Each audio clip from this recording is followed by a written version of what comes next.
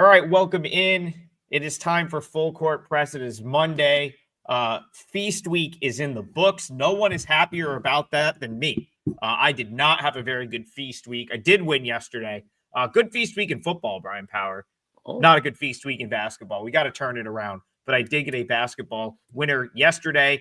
Brian, I know, well, first of all, you were ranting off camera. We should tell the folks that Chicago State, South Carolina State is canceled, and you're not very happy about that, are you? No, I'm not. I had a play on the over, and it was going to win.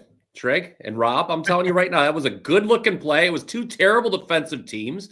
I opened the write-up by noting two 0-8 teams playing at a noon Eastern time slot on a Monday. What's not to love here? Why would we not bet this game?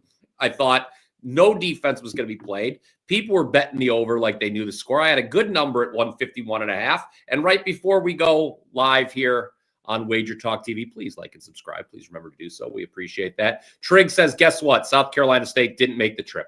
Forget about not getting off the bus. They never got on the plane. Game's not taking place, guys. Well, I think that's the problem. I don't think they travel by plane. I feel like that's probably even all the way out to Chicago State. I don't know that they have the budget to fly there. I'm being perfectly honest. Good point. Yeah, that might have been that might have been the problem. So yeah, no early tip, and that was so. Guys, if you bought that play for me, it was just a small little 2% play to try to get the week going. Customer service will refund you. I'm sure they're very nice people. Tell them BP sent you. Rob, I think you're muted. Rob, you're muted, but let's get you in here. How is your Thanksgiving? How is your feast week? All right. Well, let's say this. The time spent with family was wonderful. Until last night's, and maybe, you guys have been in the business long enough. Sometimes one game changes the whole flow for everything. It hadn't been good for about 3 days. And then last night, I have a 5% Denver team total over 24.5. And guess what? I get lucky enough to go to overtime. I get lucky enough to score the touchdown in overtime. The 5% comes home. And those are the types of things that change the flow of betting accounts. So I'm gonna roll with that, guys. I'm gonna roll with the fact that this is going to be a really, really good week. Go ahead, Brian.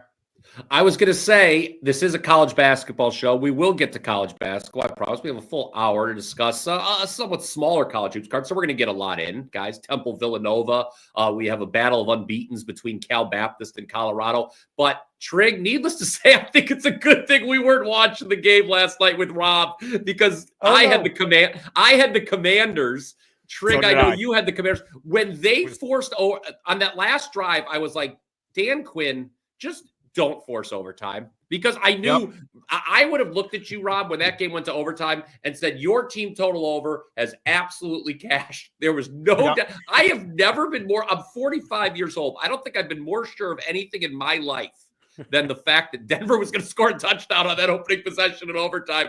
And boy, did they make us sweat on the comeback. I tweeted. It's very rare I get emotional on X.com, guys, but I did tweet in the wee hours last night. For the love of Christ, please go for 2, Dan Quinn. He did. I didn't care that he missed it, quite frankly. Sorry to all you Commanders fans, but we all win on Sunday night. And I had a 5% winner too yesterday in football with the over in Rams-Panthers. That was a very easy win, quite frankly. Hey, Adam, real quick, Mike, when I was muted, I was asking you, if you're South Carolina State, how do you even schedule that trip? If in fact the reason is we don't have the budget to fly, how do you even schedule that game? Did you think you were going to drive cars there, or what was the deal? I don't know what the logistics are of that. I feel like you can do that trip by bus. Maybe they were flying. I don't know. I mean, they do have to leave campus to play by games. I just know that that they don't have like a huge. I don't think they have a very big budget, and that was my guess. So Tom Frey, have your college basketball been profitable this season? I can't speak for the other two. Mine has not to this point, and I want to for full transparency, I had one of the worst weeks that I can personally remember betting this sport, from about Tuesday to Saturday. Monday, I went 5-1. Yesterday, I went 4-1, but most of it was football. Tuesday, Wednesday, Thursday, Friday, Saturday was as bad as it gets for me. I was on the wrong end of every overtime. I was on the wrong end of every late game situation. So, no, to answer your question, no, it hasn't been profitable to this point.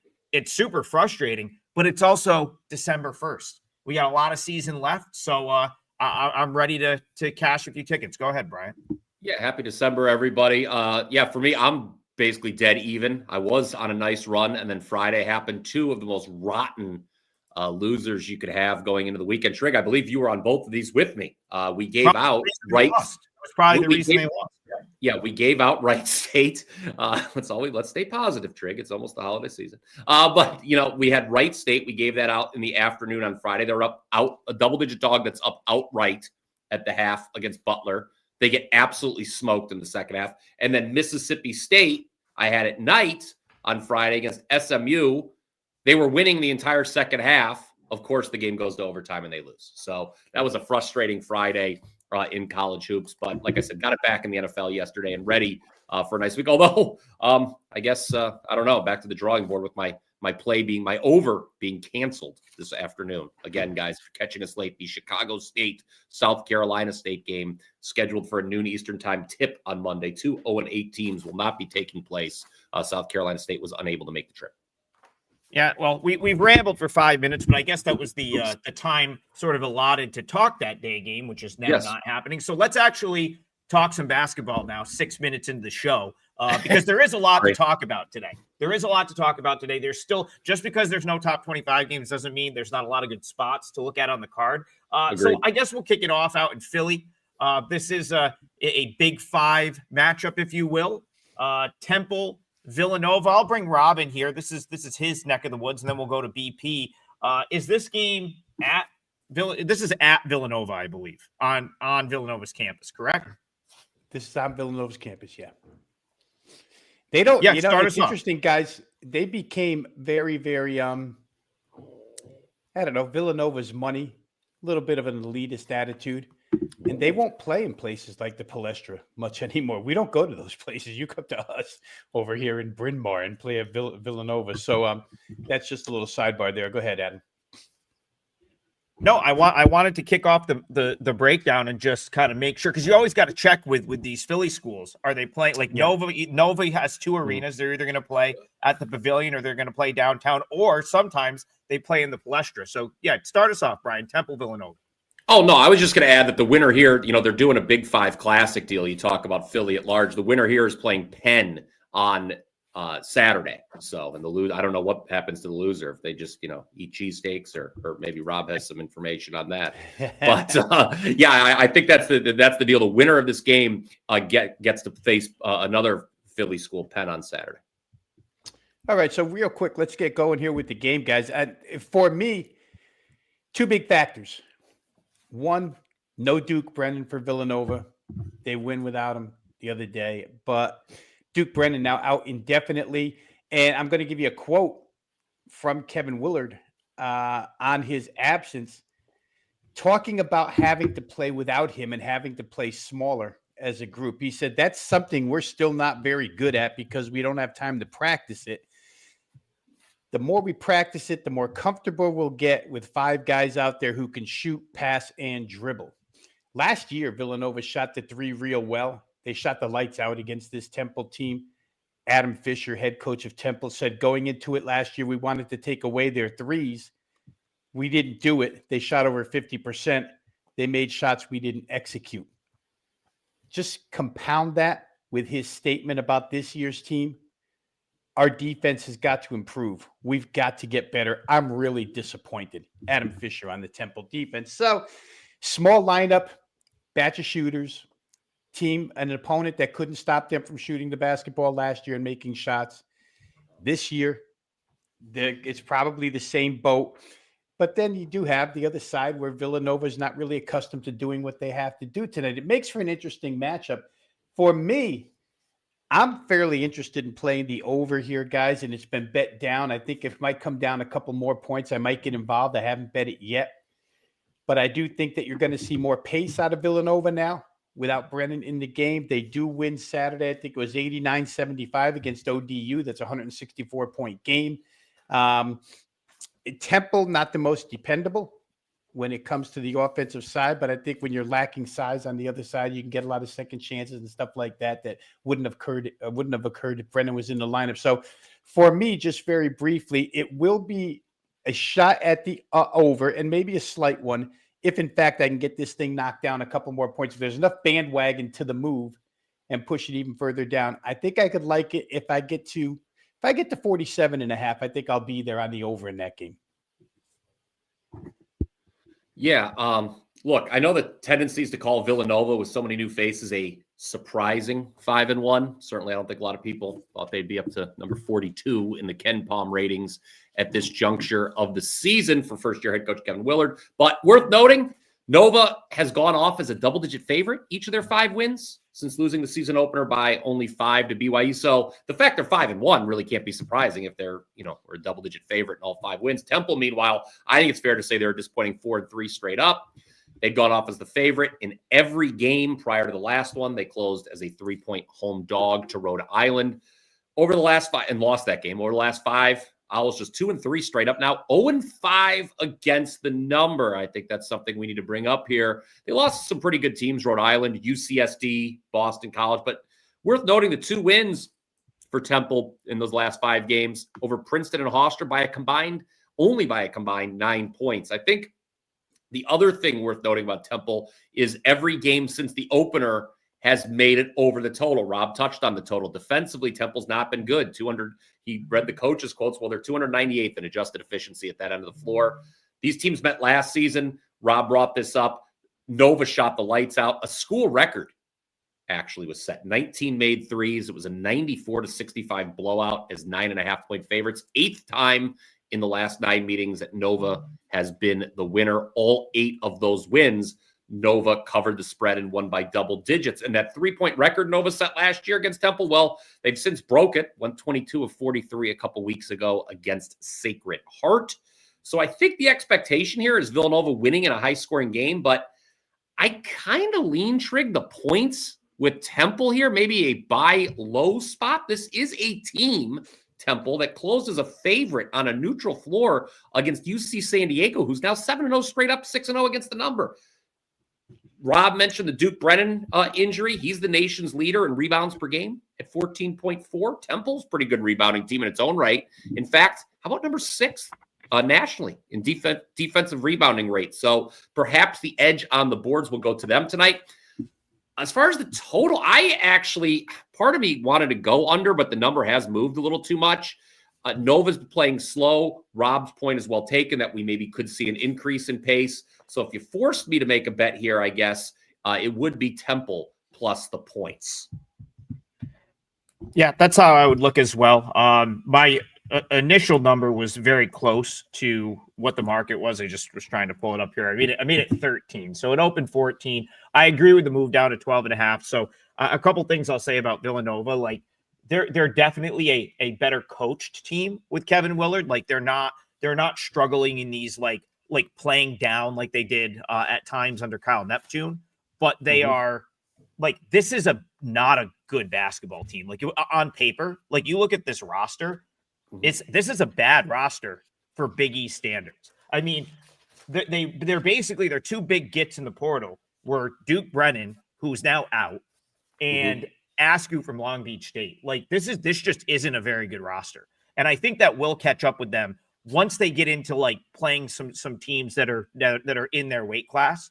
Now, Temple, I wish I had more faith in Temple. I wish I was higher on them because I probably would have taken the 14 at the open. I just haven't been for a lot of the things, that sort of Rob pointed out with the amount of points they'll give up, so on and so forth. But like you look at this Villanova team, and yes, they did come back and make that BYU scoreline respectable. Lost by 5, ended up covering. They were down big at one point in that game. And then the teams that they're playing to this point, Queens, Sacred Heart, Duquesne, LaSalle, Old Dominion, like as you said, Brian, they're double-digit favorites in every game. Some of those teams like struggle to play up. And I think that'll be a theme of sort of the show today is like trying to evaluate teams playing up in these types of games because we have a lot of matchups like that today. Now, Temple is already sort of up. Like the American is not really a mid-major conference. Like I know like people will say it is now, but like they're still playing teams like Memphis and UAB. I don't really think that this is like Nova against Sacred Heart or Nova against Duquesne. But yet the Sacred Heart line or I'm sorry, the Duquesne line, I think was similar, 10.5. Sacred Heart, I believe they were a 20-point dog. But like the thing is, like Temple's probably a little bit better than the last 5 teams Villanova played. You take Brendan out, I think you have an okay bet with Temple plus the points here. Yeah. All right. Nova. No, I was gonna say Nova was at home a favorite of 17 or more in 3 of the 4 home games during this win streak. And Keith makes a good point. Like they've got Michigan on deck. That's definitely a bigger game for Nova. That comes up next week. Now I don't really know if I qualify that as a look ahead spot 8 days from now, but like that's probably where Nova's getting run out of the gym. Like, especially if they like cover this number, they'll probably get smashed by Michigan. Yeah. All right, let's move on. Garth, thank you for the donation. Appreciate you. And all of you guys that watch the show, like, subscribe, comment, and any interaction helps. Donations help, of course, but any interaction, likes, subscribes, comments, retweets, whatever you can do, showing up to watch the show live. We appreciate all of it. It helps us keep this thing going, but we will get Garth's game in here. Thoughts on Iona, Delaware? I believe it's Iona all the way. He's taking Iona -1.5. So I'll throw it to you, Brian Power. You've been kind of high on the Gales this year. Do you have any interest in Iona on the road at Delaware tonight? I think this is a 1-factor handicap, and I'll let maybe Rob expound on this point. It's 3-point shooting, right? We talk about it. That's the reality in modern college basketball. If we could all predict the 3-point variance correctly before tip-off, we'd all be millionaires. And you take a look at this matchup here between Iona and Delaware. Delaware has shot the 3 extraordinarily well to this point, particularly at home. But what is one of the key things that has fueled this Iona start? Well, they're just not letting opponents hit the 3 very much. I mean, teams are hitting 26% from downtown against the Gales. So you have to ask yourself, and I don't know. I can't predict this. I don't have the answer, guys. I apologize. But, is Delaware, what's going to regress here? Is it Delaware's 3-point shooting or Iona's 3-point shooting against? I don't know if Rob has any insight there as I weasel my way out. Well, and let's say this. The Delaware's point distribution, 5th highest in the nation coming from 3-point range. So to say they're dependent upon the 3 is an understatement at this point in time. You go back the last couple of games, they shot it really well. Last game, 13 of 25. But prior to that against Southern Illinois, 8 of 30. And I think if you focus on taking their perimeter away, which Iona obviously has been good at this year, we don't want to say you can stop them, but you can contain them. And containing them is probably enough for Iona to win here at a game that's near pick'em. Certainly, Iona has more options. They're somewhat 3-point dependent too, but nowhere near the level of what Delaware has been so far this year. Good news for Delaware. It's in their home gym. It's not a huge factor as far as fans helping the side is concerned. Bob Carpenter Auditorium or Gymnasium, whatever it's called over here in Newark. Not really a big home floor advantage at this point in time. But it is the deciding factor in this game, Brian, whether or not Delaware comes through and bangs out. And they're going to have to hit a bunch of 3s. Let's put it that way, because defensively, they're inept for the most part. So Iona should score their share. To me, it's a bit surprising that the number is where it is, given the way that Iona has shown to play this season. I would look that way, guys, just based upon how Delaware's numbers have bounced. It's another reason why a lot of times you just can't look at the overall. Go back and scout individual games and see if a team is capable of playing 3-point defense. Did Delaware shoot good against that team? And it's why I bring up the Southern Illinois game. So for me, it would be Iona here. Adam's muted. Muted. Hold on. So I want to bring this comment up. This is interesting to me because I think a lot of people think this way, and I somewhat disagree, and I guess I'll kind of base my handicap off this. So line is weird. It should be Iona -6. I very much disagree with that. I make Delaware a 1-point favorite on their home floor here. Now, does it mean I'm going to rush to bet Delaware +1.5? No, but like the that thought process, I think, has permeated into the market with Iona. Now, I'll go back to the summer and coming into the season. Iona makes a coaching change. They go from Tobin Anderson, who was only there for a couple years. He was the guy that took Fairleigh Dickinson to the tournament, beat Purdue, took the Iona job, and kind of was a little bit surprising. I know in MAC circles, I talked to a lot of people in the that are tuned into the MAC because Siena is a MAC school. Very surprising that Iona sort of went the direction they did. Got rid of Tobin Anderson, bring in Dan Giroux, who was an NBA guy, assistant from somewhere. I don't know where he was an assistant, but his comments going into the season were very much almost like, hey, we're really starting this from the ground up. It's almost like a year zero. If you read between the lines, I know Rob's a big comments guy and listening to what the coaches are trying to tell you. I felt like he was telling us, hey, if we don't look great coming out of the gate, just give us time. We're trying to do this the right way. I got, the guys I want in and I want to build this thing. We're keeping it simple in the early going. What did Iona do? They came out and shot the lights out in their first few games. Could not miss a shot. Hofstra, that Hofstra game, they were up 22-4. I think the first 9 shots of the game went in. I mean, just unconscious. UMKC, they literally didn't miss the entire game. They go on the road, drop 105. Good shooting percentage. This is what I'm saying. Fordham and the Princeton game could not miss a shot. So then they go to the MTE, and suddenly, in my opinion, the regression that I thought would come at some point comes. They get run out by Akron, which is not a bad loss. That's a very, very good Akron team. So nothing wrong with that. They really should have lost to Oregon State. They were fortunate to sort of win that game. They had to hit a couple of big shots to, I believe, put that game into overtime. And then, double OT. So they needed to hit big shots to put that game into OT. They end up winning in double overtime. And then they lose to Green Bay. So my gut with Iona, a team that I watch closely, of course, as a Siena guy, can't stand them. They're our MAC rival. Always want to see them fail. But I feel like the profile on them is still very raised. I don't know if I want to call it inflated because you have to give them credit. They've played well.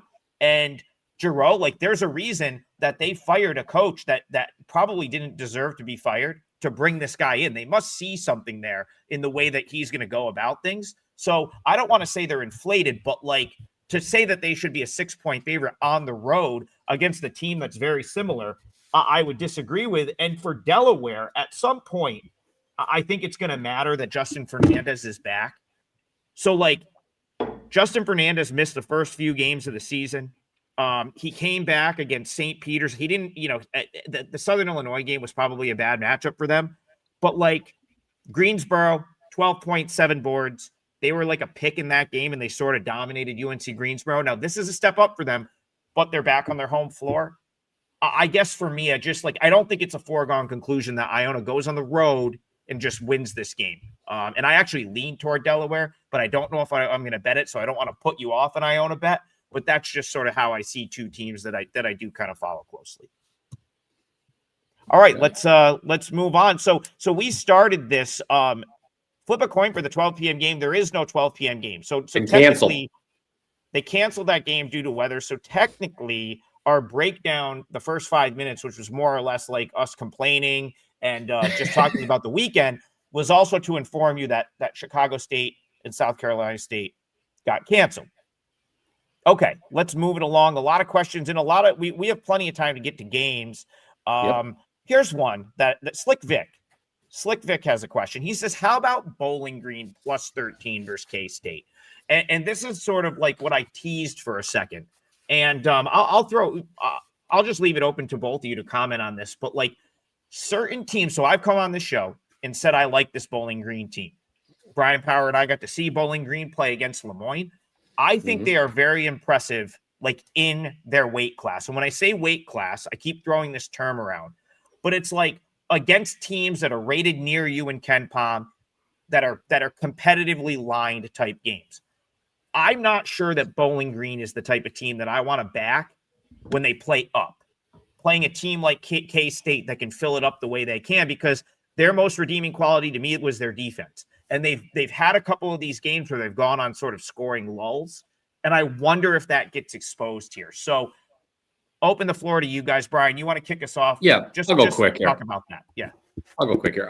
Look, Kansas State should be happy to be back home. That's where they started the season with 5 straight home wins, but back-to-back losses for the Wildcats. They lose by 1 to Nebraska in Kansas City, then by 17 at Indiana last Tuesday. I saw some people in the chat reference that result. Tang's comments afterwards. That loss to Indiana was K-State's lowest scoring game of the season so far. First game getting held below 84 points. PJ Haggerty, he doesn't just lead his team in scoring, guys. He leads the entire country, 26.3 points per game. He was held to a season low, 16 points, 7 of 17 shooting. Now, I don't think the Wildcats should necessarily be expecting a walkover here just because they're back in Manhattan. Bowling Green, I think, is going to be up for this game. You know, Trigg, I think your point is well taken about are they able to punch up in weight class, so to speak. Well, the players should be excited. This is their only game this season against a power conference opponent, I believe.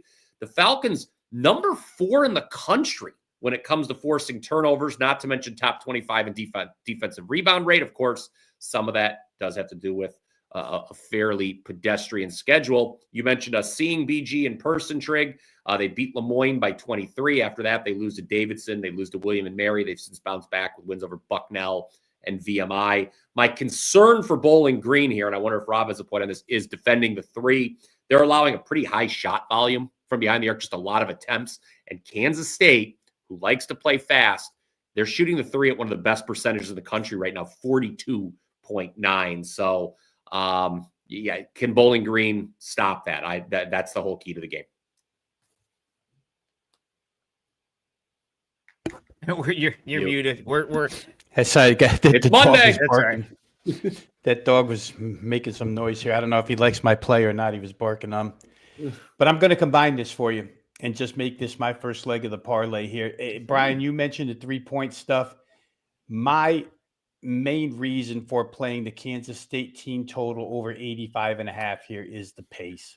Todd Simon, when he was back at Southern Utah, just known for pace, hasn't really gotten it as quick as he likes it at Bowling Green. But this year, it's risen substantially to, I think, 71-something possessions per game. Bowling Green is a team that doesn't hold the ball long on offense, and the opponent gets it up quick on defense. And that's exactly the type of game K-State wants to play. And they're off a bad shooting performance, a low-scoring performance against Indiana. The defensive difference between Indiana and Bowling Green is night and day. I just feel like you're going to get an up-and-down game here. Both teams that want to go, a team that can really shoot lights out. Brian, you mentioned back home, should be glad to be back home. Totally agree for K-State.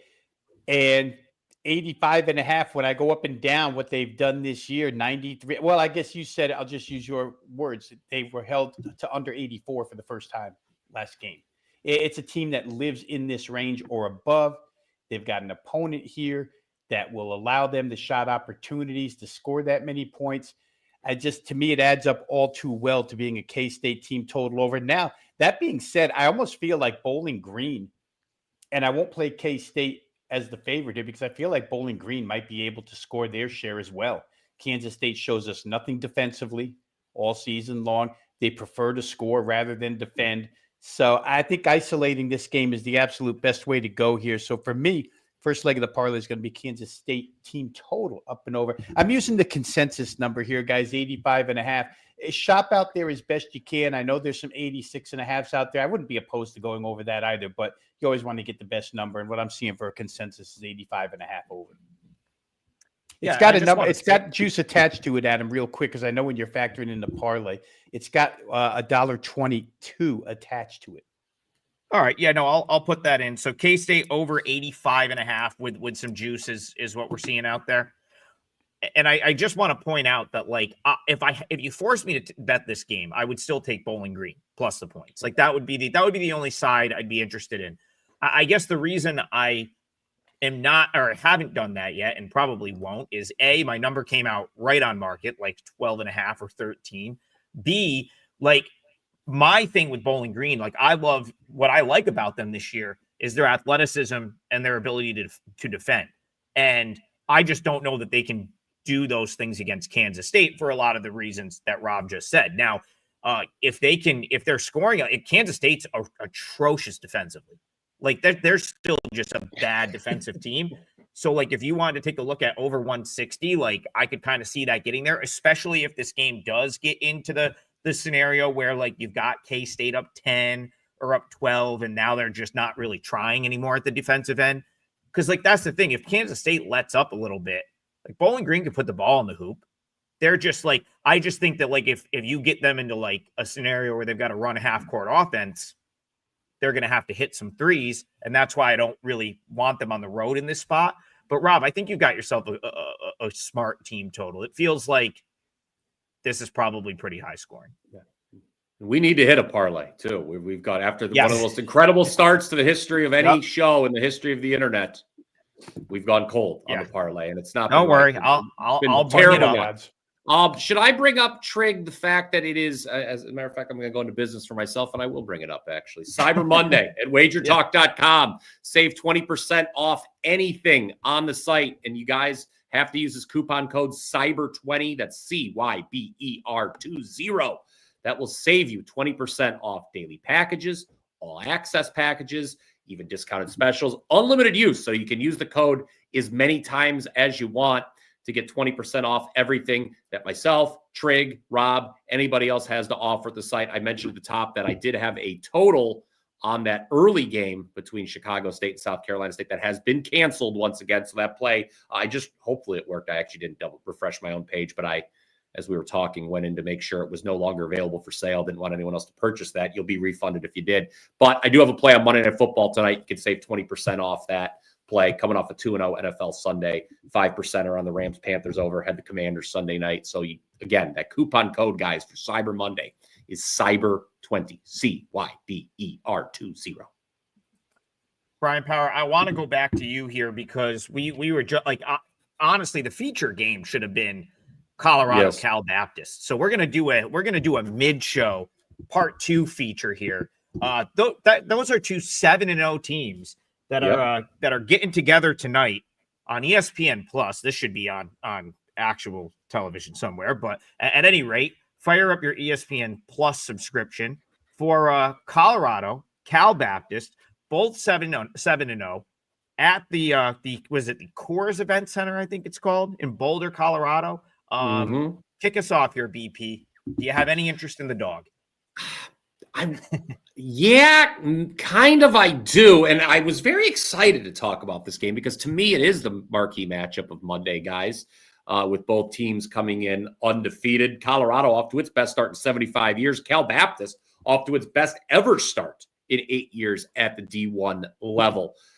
But this is one of those games, Trigg, and we got into some trouble with this last week. My power ratings were in line with where odds makers opened, and now the line has moved, and I'm at the point where I'm showing value on the dog, it's now up to 12.5. This has moved, I believe, 3 points off the opener. I was very excited to talk about, but I think I need to be careful with these because it's not public money that's moving these numbers, right? What do you think about Jake's comment? What do you think about that? Both teams are a fake 7-0. I kind of agree with that a little bit. Yeah, kind of. I mean, I don't know. I mean, Cal Baptist wasn't overall that impressed. It was Saturday night they faced Oregon State. I think there's 25 college basketball teams still undefeated, guys. If you were to rank those 25, Cal Baptist is certainly one of the weakest. Let me just go to Ken Palm real quick. Yeah. Cal Baptist would be the third weakest of the 25 remaining unbeaten teams. Colorado is actually only a couple spots higher, even though they're, Colorado's 63rd in the Ken Palm ratings, Cal Baptist 130th.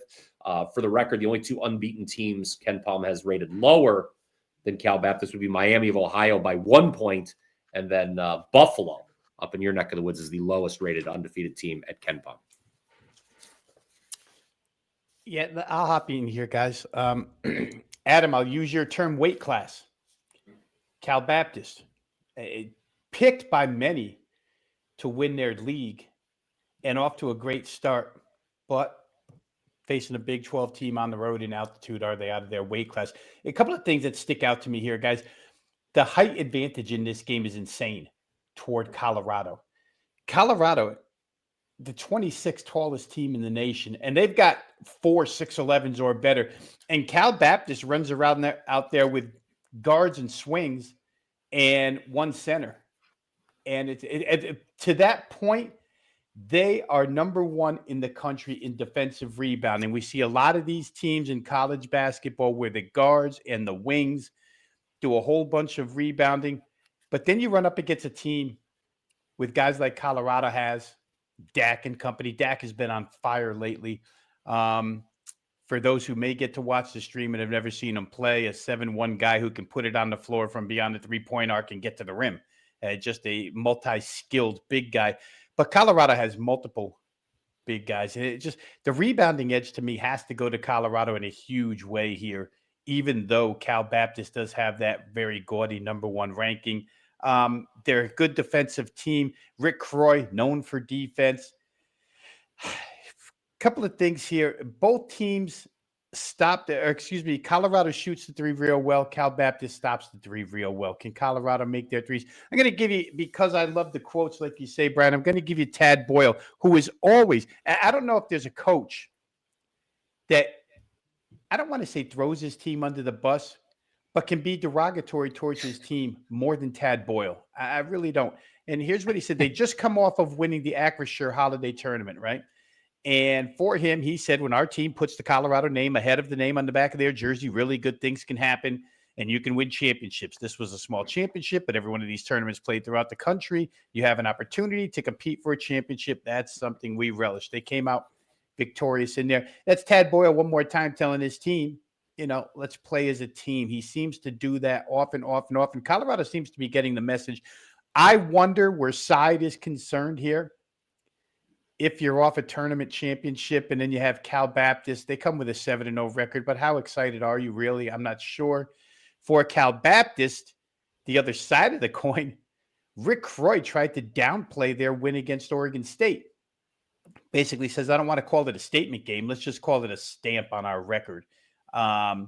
Is the team thoroughly excited that they beat Oregon State? I talked about weight class. You would think Oregon State's a little bit above weight class.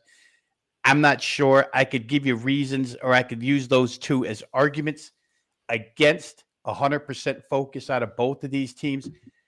If push came to shove here, I love the energy out of Cal Baptist, but I just think that at some point, the physical difference at the rim protection, the ability to get second chances, et cetera, probably outweighs what Cal Baptist does best. Don't like the line increase here whatsoever, so I won't play it. But that's just my take on this particular game as we lose Trigg. So let me keep going here, or didn't know that. Maybe he'll hop right back. I thought that was me there. Hopefully that's computer. But I'll tell you what, the one day last week you missed, Rob. We had some technical difficulties. No, but keep going. Yeah, and Keith is absolutely right. I mean, Daniels at the point has been tremendous this year. As we go through the comments here, but there's so, again, when your 4 is 6'5", it's hard. And I get, energy wise, you can get to the boards, but Colorado's got too many big guys. So I don't know what more I can say about the game, Brian, other than I didn't play. I can see both arguments toward this game. Colorado has been an extremely, extremely high-scoring team. It's almost like I'm playing 3-card Monte on the New York City side street doing the switching of bases. And that's the other thing. Colorado can score. And if this thing starts to create margin, is Cal Baptist good enough to come back? Yeah, and we've seen games like this where the number moves like this where it's been spot on. Oh, see, I thought it was underneath the first shell, but it's not. The first shell is gone now. No, well, I guess we will not have what's behind door number 3. And I was all excited. I was going to give out. I don't know. I'm leaning towards Temple as my leg of the parlay, guys. I know that we're 2/3 of the way into the show, almost hit the 40-minute mark, and we've only got one leg of the parlay in. That is Rob, who gave Kansas State team total over at 85.5 against Bowling Green. Just a reminder, while we wait for Trigg to re-enter the studio here, it is Cyber Monday at WagerTalk.com. That code CYBER20, CYBER20, will save you 20% off anything and everything currently available for sale at WagerTalk.com. That's from Rob, from me, from Trigg, from anyone, quite frankly. But we would really appreciate it if you got it from any of us again. You back, Trigg? He's figuring it out. No, he's not. It doesn't seem like I see you, Trigg, but Oh, he's got I no don't hear volume, you. he's telling us. Oh, no volume. No volume. Okay. Well, shall we move to the next game here, Rob? I think we've expanded on Cal Baptist Colorado enough. I think we should go to the next game. You want to do Portland Stanford, the late night game? Because I've got notes on Portland and Stanford here. Let me just make a note when we hit this here. All right, Portland, Stanford. I think, Rob, it is very fair to ask what Stanford is going to have left in the tank here after a couple crazy wins in an MTE out in Palm Springs last week. They rallied to beat Minnesota 72-68 in the closing minutes. Then the miracle buzzer beater to beat St. Louis. If you guys haven't seen that, you'll want to Google it. Now, the Cardinal are saying there's going to be no letdown here. Of course, they wouldn't be going to say, yeah, I think we're going to, it's probably going to be a letdown and we're going to suck our next game. No, they're not going to say that publicly. But this is a big number, Rob. My concern to lay with against a Portland team that is already 3-0 straight up against the number against California teams this season. Pilots beat Long Beach State by 20 as a 5.5-point home favorite Wednesday. But what discourages me from the Portland side here, all of their wins so far have come at home. Only true road game to this point was in Laramie. Obviously, that's a tough place to play against Wyoming. Portland gets buried by 37 out there, though. That's a bad result, even as tough as it is to play in Laramie. We've got some international flavor on this Portland roster. They play fast, but turn it over a lot. Meanwhile, Stanford's adjusted tempo even faster than Portland's. They're forcing a lot of turnovers. Do not give up many offensive rebounds. Top 10 in defensive rebound rate. My thought here, Rob, and it may twist my arm a little bit for my leg of the parlay if you were to concur. I think Portland struggles to score here. And if so, Brian, then you play this game under 155.5. Whether the pace is what it's supposed to be by numbers or not. I would, to further on that, I would worry about your first point here.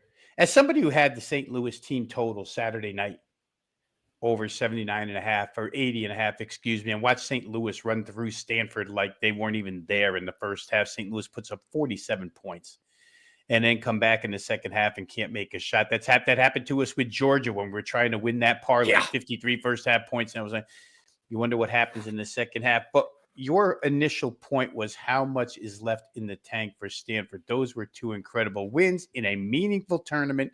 Now you're back home as a 17.5-point favorite in a less meaningful game.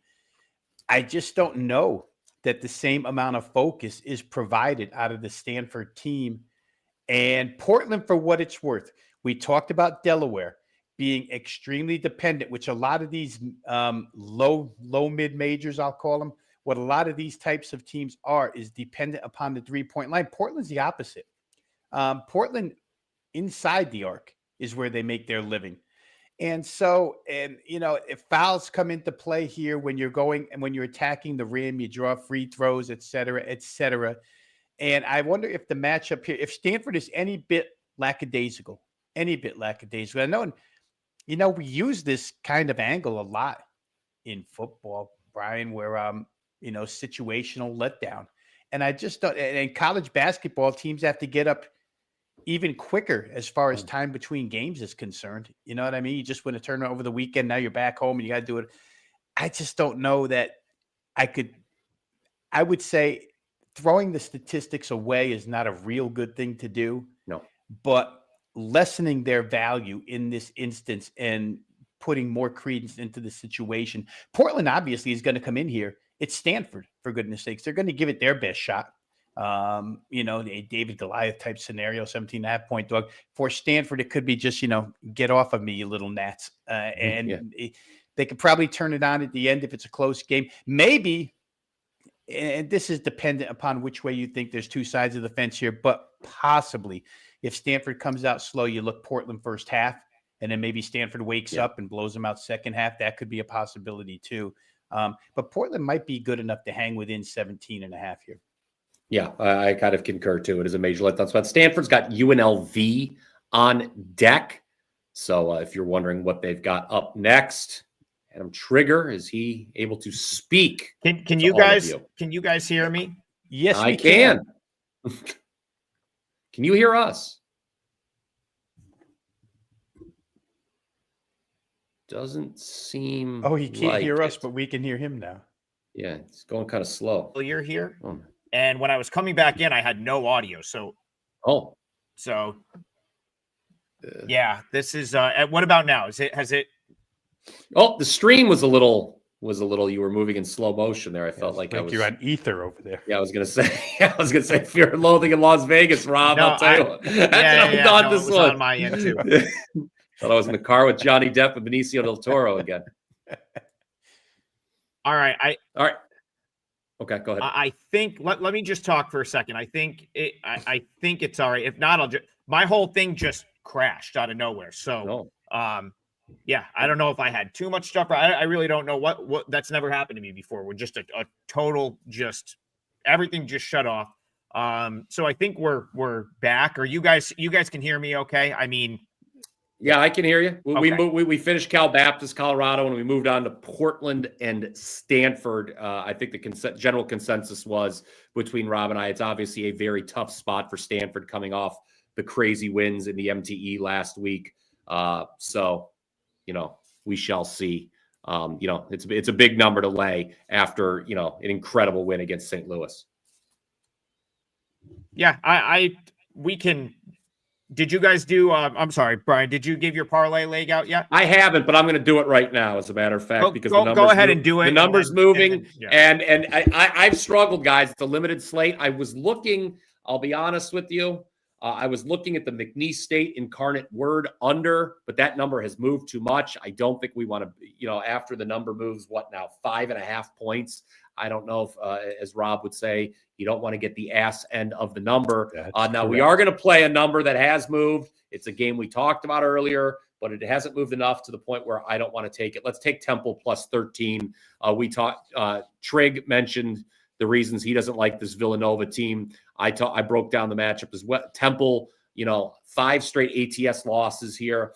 I think there's some value. This is a team, again, that was favored against UC San Diego, a team that is still undefeated. I think we all have a lot of respect for UC San Diego. I know Temple has had their issues defensively. I think they can clean that up a little bit. I think the Villanova 3-point shooting that we saw in this meeting last year, that we saw against Sacred Heart earlier in the season, I think there is some regression there. Rob read you the quotes, the coach's quotes. I think Temple's going to come in with a game plan. I think they can stay within a double-digit spread here. So give me the Owls plus 13. Again, no Duke Brennan for Villanova, nation's leading rebounder as well. Temple is a good rebounding team. All right. Yeah, no, I agree with that. And I'll go to my parlay league here. I saw Keith Bayou Betts Landry brought this game up, and this was the game you were going to talk about a second ago, Brian. McNeese State Incarnate Word. We have some conference play on December 1st. This is a Southland Conference game. I saw the line go nuts. I really don't understand why it was, moving in the direction it is. I really like Incarnate Word here. I think that they are a very undervalued sort of team in this league. I think if there's going to be a team that presses McNeese State at the top of this conference, it is Incarnate Word. They are a team that I've been talking about really since the beginning of the season. They brought in Taj Devesky. They brought from Canisius, then Cleveland State. Taj Devesky, a big reason that Brian Powers' Cleveland State Vikings, I know he's not a fan of them, but they're in his backyard, had such a good year last year. He goes down to Incarnate Word, and then you've got Harold Woods from Northeastern. He was a guy I liked at Northeastern, was surprised to see him down there. They were able to keep Jordan Pike, who had a great CBI last year. So, for me, this team has a ton of upside. McNeese was getting bet this morning like people were out. And I've been really trying to confirm that over the last hour or so. I don't see anything about Incarnate Word missing players for this game. And it is a conference game. So it's not going to be just a game that they're not going to, that they can just take off, if you will. So I think, and I've been seeing this a lot in college basketball these days, where there's a lot of head fakes in the market, and there is a lot of setting up. And I think what happened here is someone sharp at McNeese State knowing that everyone would piggyback their McNeese State action. Because, of course, McNeese State is a sort of a known commodity. It's a short slate. McNeese, I believe they won every game in that tournament they played down in the Cayman Islands. So, like, their profile is Will Wade inflated, even though he's no longer there. This game is at Incarnate Word. Like, this line is out of control. And so I actually think I'm going to throw this in on the client card. Brian, while I'm doing that, can you tell me is it still 10.5? I think I'm seeing mostly 10.5. 10.5. 10.5 is the consensus line. Yes. There are some 11s that are beginning to show in the market, though. Yeah, like 11 is crazy. There's no way it can go higher than 11. This opened 7.5. Initial bump was to 9.5. I was ready to play back at 9.5. Bayou Betts is finishing my handicap in the chat. I know, but I almost want Bayou Betts to get up here and just talk about this game. He's a Southland Conference guy. He's a Southeast Louisiana guy. He follows this conference as close as anyone does. This game was 65-67 last year at McNeese against Wade's team. Yeah, that's a good point. Another point that I sort of already started is like Pike comes back, they return all of these players, and then they get a guy like Taj Devesky, who there was a point in time I wrote an article about this like 2 or 3 years ago, where when he was going into his sophomore season at Canisius, I thought he could win MAC Player of the Year. Like, I literally thought he was going to be one of the best 3 or 4 players in the MAC, and he got hurt 2 games into the season, never played the rest of the year. Last year, he ends up sort of flying under the radar, really good at Cleveland State. Incarnate Word has a roster that's better than the rest of the Southland. The only team in the Southland that's better is McNeese State. They're not 11 points better, especially with the game at Incarnate Word. So we'll take 10.5 for the parlay. If you can get 11, that's great. But yeah, that's what my parlay league's going to be. All right. You want to recap the parlay now here, Trigg, or? No, I actually want you guys to talk about a different game while I catch up. So, okay.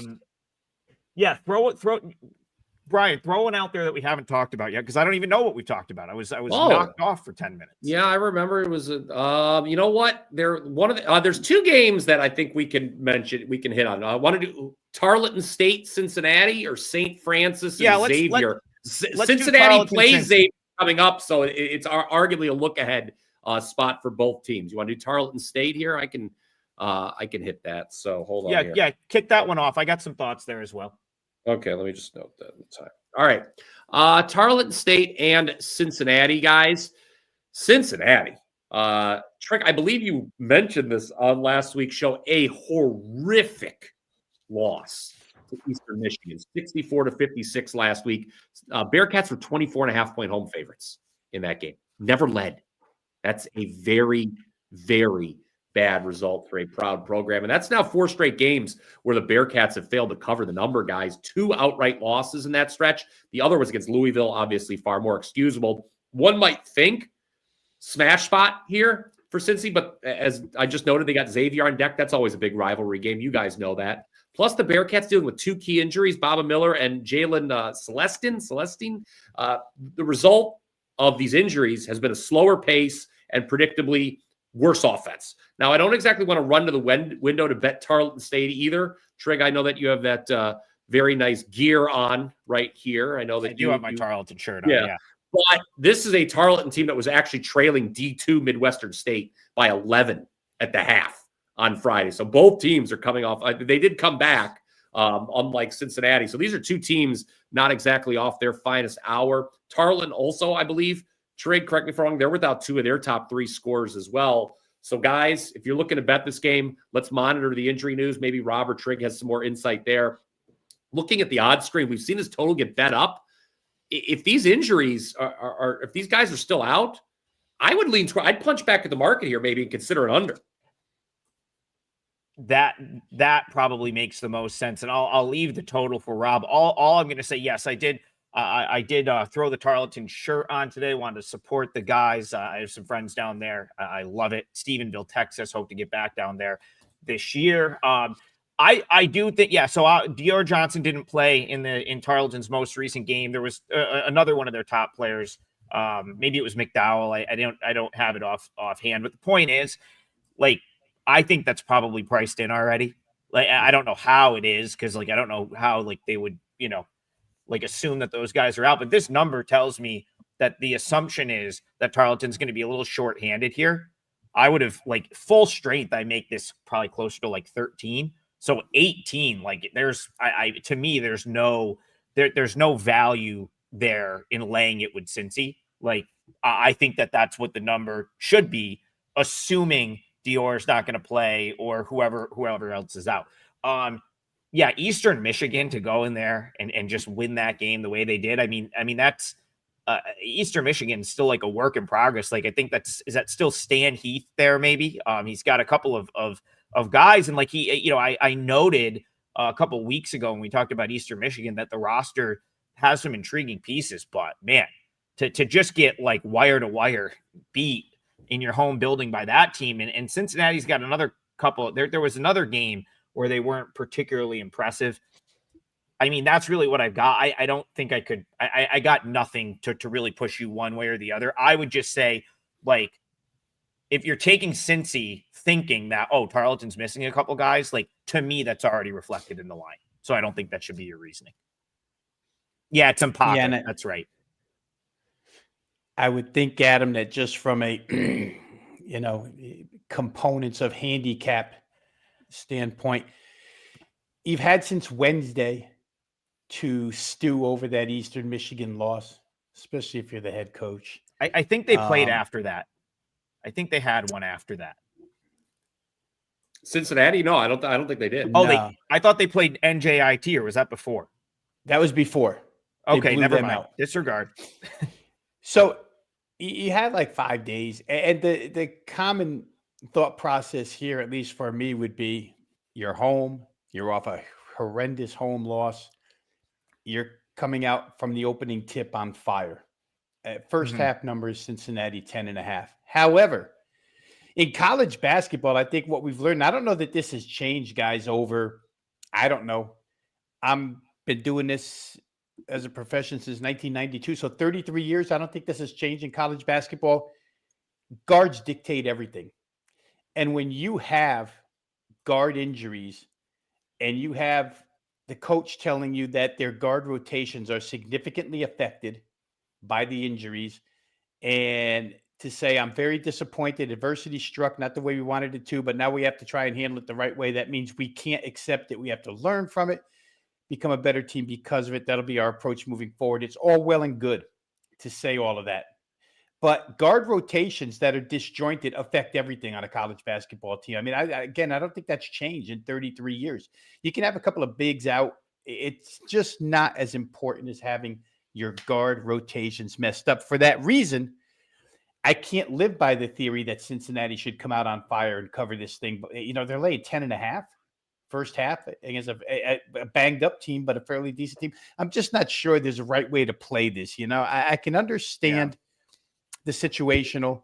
I can't understand laying these types of points with Cincinnati. Right? A team that can't score can't lay 18.5, right, guys? How do you do that? No. That just makes no sense.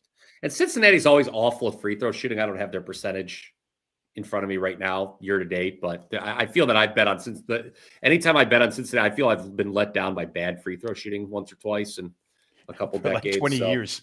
Yeah, I know. I feel it's never. That's what I'm saying. Like I can't remember. Like if you asked me to pinpoint what year some of those games were, I don't know. It kind of runs the other's point, but no, Cincinnati's not a good free throw shooting team. And how arrogant is this Jay Buff, by the way, coming in at the end of the program just to hype the New York Football Giants? Yeah, that's it's a basketball show. We care less. Is he leading them out of the tunnel tonight? What I'd rather talk about. That would be impressive. Let's get one more in. Let's get one more in at the gun. Some people asked about UAB, Middle Tennessee State. All I have to say about this is I see it's moving, and I kind of agree with the move. I thought when it got up to 3.5 at one point this morning, UAB minus 3.5. I thought that was a little high. That being said, I didn't show enough of an edge to play Middle Tennessee State, but that is the way I would have leaned at that number. Now that it's 2.5 and 2, I don't really have anything like pertinent here, but like a bunch of people asked. We got Yeah, that's right. Okay, I'm going to pivot here because there was a request for West Georgia Troy, and because my whole system was crashing, I missed it. So we're going to go to that game. West Georgia Troy for Garth. Okay. My number was quite a bit off of this one. I actually show a good amount of value here on West Georgia plus the points.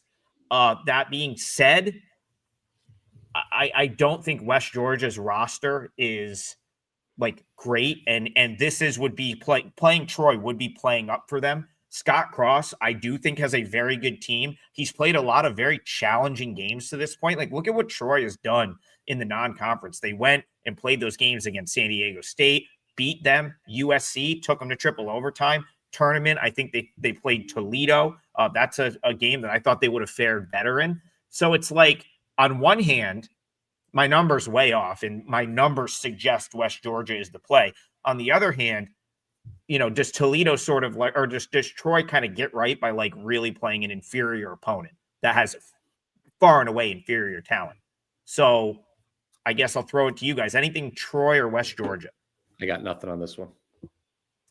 Yeah, it looks like we're pressed for time too. Yeah, I know. Yeah, this was a sloppy return from Feast Week, partially my fault. My whole thing crashed. I will have that figured out.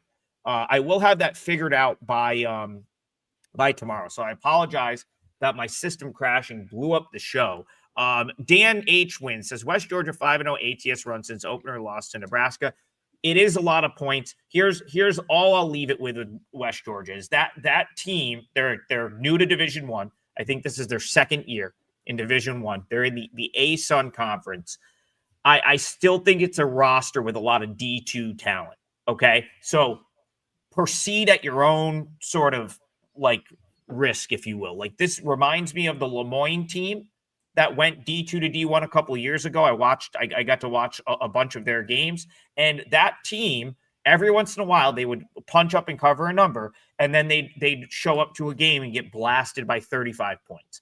I kind of feel like that's what West Georgia is. So my numbers, if you just trust my numbers being right, West Georgia is the play. I show a pretty big discrepancy with where my number is and where the market is on this game.